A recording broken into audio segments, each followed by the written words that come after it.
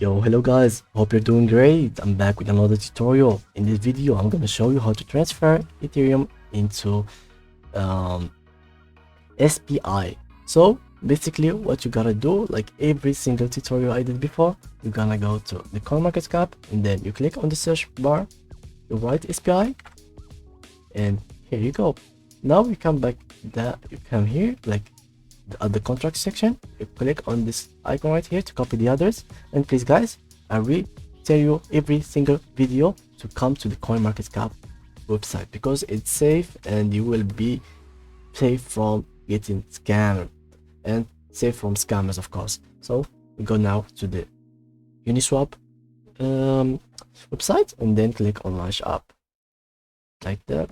Okay, now we connect our wallets. As you can see, there's a bunch of wallets: MetaMask, Wallets Connect, Coinbase Wallet, Formatic, Portis, but in our case we will be using MetaMask. For that, you can download it from metamask.io on every single browser you're using. Okay, now we come back to our Uniswap platform and connect our wallet, and make sure guys that you are on Ethereum main network. So with that said, now we can import the token into our wallet. How to do that?